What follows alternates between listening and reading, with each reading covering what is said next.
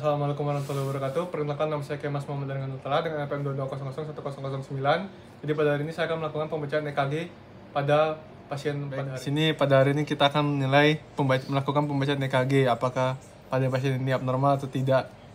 Baik, yang pertama itu pastikan juga ketika kita membaca EKG kita juga pastikan identitas pasien. Di sini terdapat ada Tuan N dengan usia 63 tahun.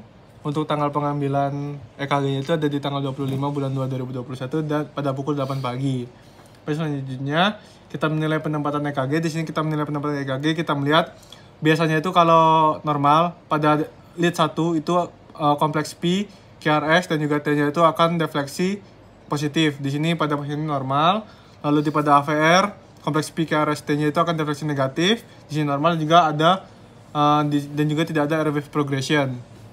Berarti untuk penempatan EKG-nya itu terpasang benar dari bagian ekstremitas maupun di prekordial.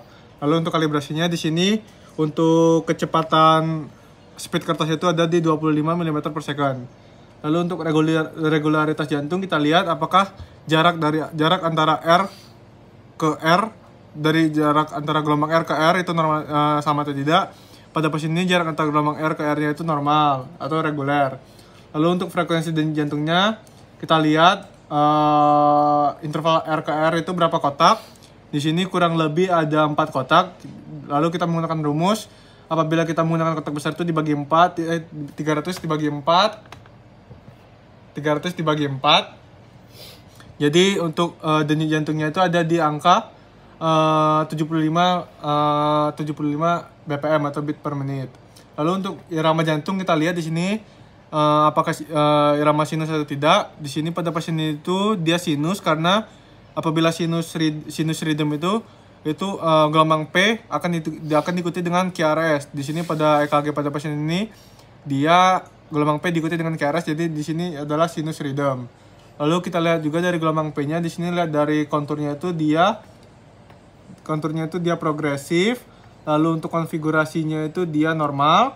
Lalu untuk durasinya itu kita lihat durasinya itu gelombang P kurang lebih ada di 3 kotak kecil yang berarti 0,04 dikalikan 3 kotak kecil berarti 0,12 second, itu masih di ambang batas normal. Lalu kalau untuk amplitudonya itu 2 kotak kecil, dimana kalau amplitudo itu kita lihat kotak kecil berapa ke atas, dimana satu kotaknya itu 0,1. Jadi kalau 2 kotak kecil berarti 0,2 mV, itu masih di batas ambang normal. Lalu interval PR kita lihat dari awal gelombang P sampai ke gelombang R itu 4 kotak kecil, berarti 0,04 dikalikan 4 berarti 0,16, itu masih normal. Lalu kita lihat juga dari morfologi gelombang P, Q dan R.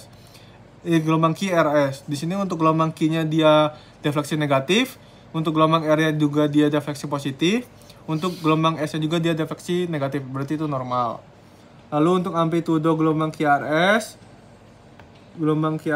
pada bagian ekstremitas kita lihat untuk dia itu ada di satu kotak besar atau di satu kotak kecil itu adalah 1 mV, berarti dikali 5 atau 5 mV, itu masih normal. Lalu untuk di bagian prekordial kita lihat di sini untuk gelombang amplitudo QRS-nya itu di sini pada pasien ini itu berada di kurang lebih ada di 2 kotak besar atau 10 mV, berarti itu masih normal. Lalu kita melakukan perhitungan rasio. Itu kita bisa memilih SV1 atau SV2. Kita lihat dari mana yang terpanjang. Baik, di sini saya akan mengambil SV2. Lalu saya akan mengambil R, bisa dari V5 atau V6. Di sini yang terpanjang itu ada di RV5. Baik, lalu untuk rumusnya itu untuk R-nya itu adalah 15 dibagi 5 itu 3, lalu ditambahkan Q plus L, lalu itu ada di pada pasien ini itu adalah angkanya itu kurang dari 35 mm. Lalu untuk durasi kompleks QRS di sini kita lihat ada kurang lebih 2 kotak kecil, atau berarti untuk hasilnya itu 0,08. Dia itu normal karena kurang dari 0,12 second. Lalu aksis jantung di sini kita lihat bisa dilihat dari bisa lihat dari lead 1 dan juga AVF, di mana kedua-duanya itu defleksi positif, berarti untuk aksisnya itu berada di normal range. Lalu untuk segmen ST, kita lihat apakah terdapat elevasi atau depresi. Nah, pada pasien ini ketika untuk segmen ST-nya itu terdapat ada segmen ST elevasi. Itu berarti menandakan pada pasien ini ada abnormalitas di bagian segmen ST-nya. Lalu untuk gelombang T-wave-nya itu dia abnormal. Lalu untuk gelombang U-nya itu tidak ada. Untuk kesimpulan dari hasil pembacaan EKG pada pasien ini itu untuk ada beberapa bagian yang abnormal, itu di bagian segmen ST dan juga di gelombang T-nya. Yang bisa kita indikasikan bahwa pasien ini bisa terdiagnosa terkena STEMI myocardial infarct. Baik, sekian dari pembacaan EKG pada hari ini. Alhamdulillah, untuk pembacaan EKG pada hari ini sudah selesai. Saya iri dengan alhamdulillah. Wassalamualaikum warahmatullahi wabarakatuh.